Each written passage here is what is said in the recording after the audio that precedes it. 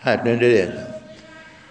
Wa minkum man yuraddu ila ardhil umr, na miongoni mwenu wanaorejeshwa kwa mpaka umri radhil, umri wa utu uzima, haifai kwa jambo lolote kama mtoto mdogo. Juzi nimerushiwa picha mtoto mdogo katika kigari chake na mtu mzima mzee yuko katika kigari chake, wanatazamana. Akasema nini tofauti baina huyu mtoto mchanga na huyu mzee? Sasa hivi kila kitu afanyiwe, asugiziwe, akamatiwe maji glasi, anywishe, apelekwe chooni, afanyini. Ni sasa yuraddu, urejesho wake kama mtoto ila ardhi al-umr likay la ya'lama min ba'di ilmin shay'a, asije chochote baada ya kuwa na elimu yote kuna. Alafu hapo pakapiga mfano, nyinyi mnapinga katika kufufuliwa, watara al-ardha hamida, unakuta ardhi imekufa kabisa.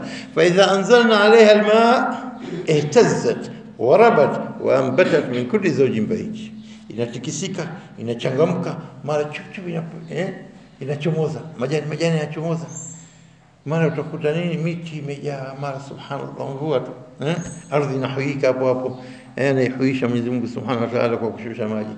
Sasa hii aya ni dalili kubwa ya kuonesha kwamba hili jambo ni jepesi kabisa kurejeshwa tena katika nini, maisha. Binadamu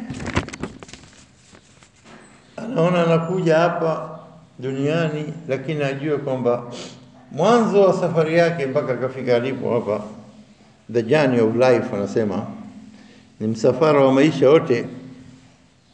Anasema starts with a fascinating race, inaanza katika resi za kushindana kali kweli kweli. Resi hizo, mwanamume anakaa na mkewe, wanatekeleza waliokirimiwa na Mwenyezi Mungu kutekeleza, akawacha dafiq yake,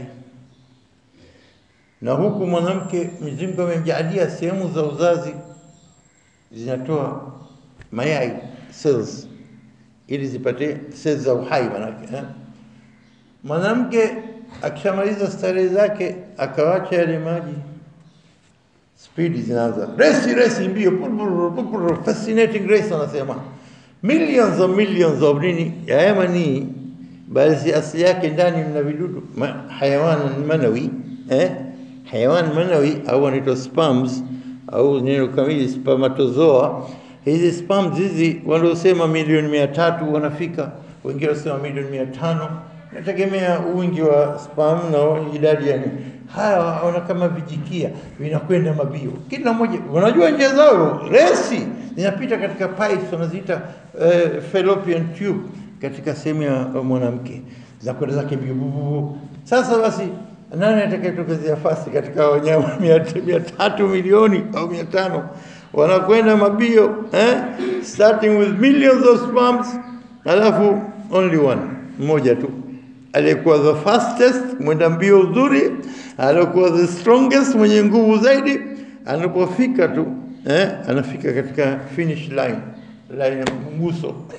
Sasa ukifika kwenye mguso unakuta wenzio tayari washafika, wengine wanalikuta ile yai, wanaanza kulihujumu. Ile hujumiwa nani atakayehoda kwa hodari, akiingia mmoja tu wengine na salimu amri, basi atumwa sisi, kisha ruhusu yeye kwenda kufanya kazi ya au mpike binadamu. Akishatumbukia, akishapigwa, wale wengine wanamaliza kulivunja deni. Anasema akishafika pale mguso tu, akiingia tu, sasa wengine wanakuja wanagongana, ukuta wenyewe mwembamba, fallopian tube. Ukishaingia katika sehemu ya uzazi, rahim al-umm ambao wanaita uterus, halafu wanaanza kwenda mbio ndani. Sasa hawa wengine wanajigonga na makuta, wengine wanaanguka, wanakufa jani, wengine, lakini wanaofika mbele wanajuana wenyewe. Subhanallah, akishaingia mmoja asubutu mwingine kuingia, huyo mmoja akishafika ndani anagonga mlango, hodi. Akishafika taibu, huku wengine wanakufa kiwiliwili, kwa vile Mwenyezi Mungu alivyoumba maumbile. Kitu chochote kinachokaa hakikai bure, kinakuwa mwili haukubali kupokea foreign body. Kitu chochote kigeni kinasukumwa toka zake in the form of blood, damu. Wengine ndio wanakufa njiani, alafu damu ndio bakia inatoka. Lakini kinachokwenda kikaingia ndani kule, kinapofika tu panapambana na yai, sawa. Na kitu chochote hakikubali mgeni. Intruder wanaita, au foreign body. Unapokwenda daktari kakutazama, kuna kishindano kimeingia kitu au kijiti kimeingia ndani, anatazama pale foreign, anaandika foreign body, Gilili kigeni kimeingia katika pala sipaki, kinafukuzwa. Kwa hiyo mara nyingi Mwenyezi Mungu kajalia hata miili yetu hakikubali kupokea kitu kigeni, kitafanya kila njia. Wewe utakwenda chafya, kinayo utakuingia majams au sio, microbes inafukuza chochote sehemu yote. Mwenyezi Mungu rehema zake katujalia kwamba sisi mwili wenyewe unajitetea katika mambo mengi. Sasa basi wakishaeteka ile egg lile, alafu huyo mmoja tu akaingia ndani, alafu ikifika ndani zinakuja zina fusion, natokezea na fertilization stage ya nini, kukua kwa mtoto kunaanza hapa kwa sperm ile moja inapokutana na yai, zikiungana ndio nasema fertilization inapotokezea hapa ndio. Alafu lile yai la mwanamke inaitwa ovum na huyu sperm zikikutana zinafanya zygote, ambayo hii zygote kwa stage ya mwanzo katika bado sehemu pamoja kwenye yai lenyewe, kabla halijarudi kwenda kutafuta pala pa kukaa, inaanza kufanya zygote. Alafu tunaitwa pia stage inaitwa embryo stage, ambayo nini inapodevelop baada ya yai kukutana na nini na sperm zikaingiana pamoja, start of life inaanza hapa kutokana na maji ya mwanamume na maji ya mwanamke. Falyanzur insanu mimma khuliqa min ma'in dafiq yakhruju min bayni sulbi, maji ya mwanamume, wa taraib, maji ya mwanamke katika sehemu za mbavu. Kwa hiyo hapo baadaye kuna mambo mengi yanatokezea hapo. Sperm na yai lile ovum ikishafanya zygote, wana share, inafanya cell mpya. Cell ile inaanza kugawika sehemu mbili sawa sawa, alafu zinagawika tena nne, zinagawika tena. Wakati huo zinakwenda zake, zinatafuta njia na tena katika tubes zile, fallopian tubes, maana ziko mapya sehemu za kutoa mayai yanakuwa sehemu hizi. Lazima teremka tena na kuja chini katika nini, tumbo la uzazi, ambayo inaitwa kwa Kiarabu rahim, kwa Kizungu inaitwa uterus, sehemu ya uzazi yenyewe, haudhi ile ambayo inabeba mtoto. Sasa huyu mtoto akifika, wakishaanza kuja stage ile, wanakuja zao kutafuta pahala pazuri wakae. Lakini kabla hapo, wakati wanapoungana, kuna kwanza sharing. Zama sharing haijaanza hapa, mke na mume wana share mambo yao kwa wanatumia pamoja. La wallahi, njoo bibi, wewe toa chromosome zako 23 pairs na mimi nitatoa 23 pairs, zinaungana. Na katika hizi pair moja tu ambayo ndio yenye kudetermine mwanamume au mwanamke, lakini zibakia zote. Kwa hiyo qualities za mwanamume, tabia za mwanamume, features, kila kitu cha mwanamume na za mwanamke zikaingia zikakutana, zilizokuwa na nguvu ndio zina predominate, zinaendelea kwa nini dominant katika nini. Ndio tunaona mtoto kazaliwa kama mamake, mtoto kazaliwa kama babake, mtoto uso wa babake, mtoto miguu kama mamake, si makucha, au sio? Hapa kazi ya nini? Failure ya chromosomes. Hizi ni habit determining factors, vitu ambavyo wenye kutaja habit, tabia za mtu na mambo na nini, zile qualities za binadamu zinatokana iko mwanamke. Kwa wakati wa kukusanyika hizi chromosomes zinapokuwa pamoja, zika create a unique DNA code wanaita, DNA ni acid ambazo nucleic acid, hizi acid ambazo ndizo zenye kudetermine tabia za offspring watakaokuja kuzaliwa. Ichukue za wote pamoja, tabia za huku na huku, ichukue za huku tu zaidi kuliko za huku, lakini lazima zitakuwa kwa nini, kila at least baadhi ya mambo kutokana na kila moja kile ilichokuwa na nguvu katika hizo ya chromosomes hiyo itakayokuwa tabia ya huyo atakayekuja kuzaliwa baadaye. Kishafanya DNA code hapa, alafu hiyo inaanza kutafuta njia na routine katika fallopian tube, inakwenda kutafuta nini, inakwenda kutafuta pahala pazuri ikae kwa wiki 40 zijazo mpaka mtoto azaliwe. Kwa hivyo anakuja kukaa katika uterus, ambayo tunasema kwa Kiarabu rahim, ambayo ndio sehemu ya tumbo la uzazi, ambao wanaposoma katika sura Tariq akasema falyanzur insanu mimma khuliqa min ma'in dafiq yakhruju min bayni sulbi rajulin wa imra'a wa taraib imra'a jaka innahu, wengine wakasema nini yakhruju al-insan, kwa sababu aya ukisema falyanzur al-insan, na atazame binadamu mimma khuliqa,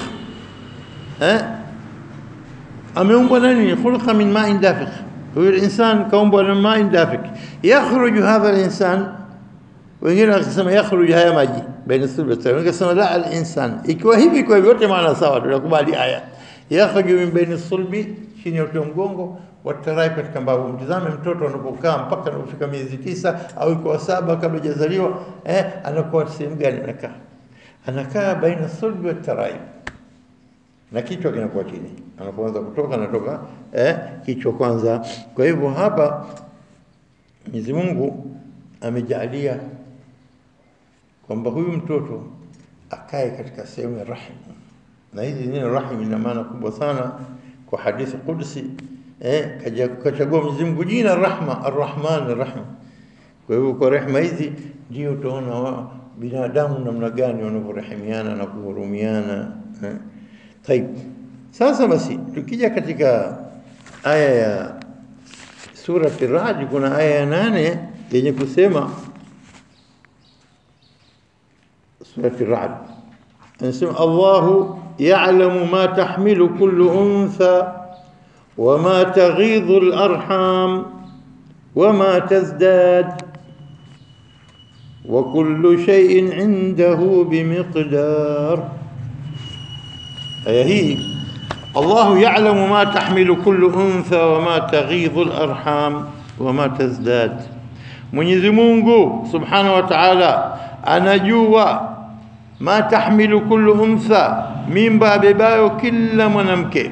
Kullu untha, sio katika binadamu, wanyama, wadudu, kila kitu. Usifikiri kullu kakaa kwenye binadamu tu, kullu untha.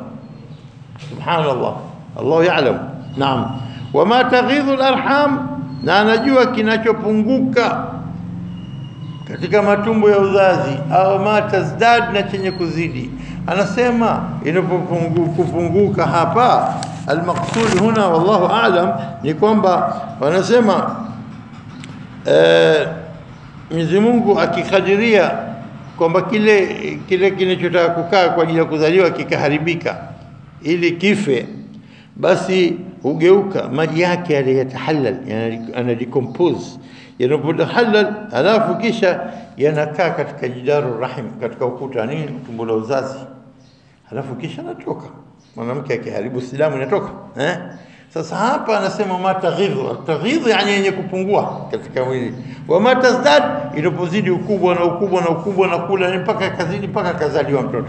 Anapokuwa mtoto amekusudiwa kwamba aje. Na Mwenyezi Mungu, wa kullu shay'in indahu, kila kitu kwa Mwenyezi Mungu Subhanahu wa Ta'ala, bimiqdar, inakwenda kwa kadiri. Naam.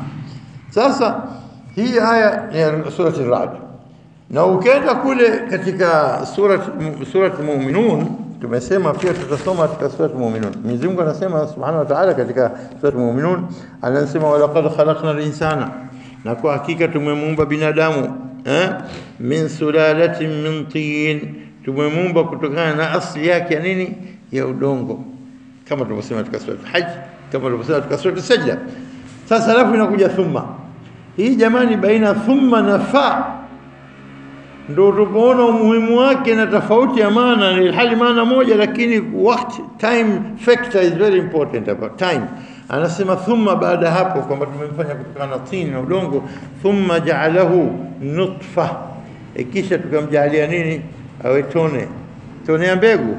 Na nutfa hupatikana kutokana na nini, maniyu rajulun wa ma imra'a, maji mawili yakikutana, haya nutfa. Halafu anasema fi qararin makin. Thumma ja'alnahu nutfa, inapoanza nutfa, na kabla kuwa alaqa nitakuwa stage baina nutfa na alaqa, kwa sababu nutfa na alaqa stage katika wiki ya pili na ya 8. Wiki ya pili mpaka wiki ya 8 mtoto anakuwa katika hali ya embryo bado, katika stage ya zygote na embryo. Inapopindukia wiki ya 8 katika kudevelop, kuendelea, mtoto anaitwa nini, fetus. Kwa kizungu anaitwa fetus, janini. Yani zote maana janini, kwa Kiarabu ni janini. Na hii tena kwa ndio hapo fetus, madhali hajawa binadamu akatoka katika tumbo la mama, na kwa sababu yote katika fetus, yani ni mtoto ambaye yuko katika development kwa ajili ya kuja kutoka nini. Kwa hivyo inaposhamaliza kukutana damu, basi inarudi wenyewe mpaka katika sehemu watafuta pahala pazuri pa kuishi, twende tukakae wapi? Katika rahim katika uterus. Na akija hapa tena, hii ndio Mwenyezi Mungu ameita hapa fi qararin makin. Utakuta mara 3 takriban imetumika neno qarar makin. Nini maana yake qarar? Makan alladhi yastaqiru fihi, anapata istiqrar, utulivu, pahala ambapo pana mawa, yani pahala pa kukaribishwa ukakaa vizuri. Wa bi'sa alqarar, kama nini tunasema katika aya pia, pahala pabovu sana pa mtu kufikia huko motoni, wal iyadhu billah. Kwa hivyo qarar makin inakuwa ni pahala madhubuti kwa ajili ya kutulivu. Wallahi nimesoma katika tafsiri ya Kiingereza, qarar maana nyingine decision, na makin wameita mtu Mr. McCain, atitafsiri kwa Kiingereza McCain's decision. Astaghfirullah. Na ilhali makani madhubuti pale pa kuishi. Wallahi alazim, si kila mtu ajichukulie tu katika internet akafungua. Wallahi kuna mambo ambayo ya kupiga vita Uislamu. Natosha kwa leo.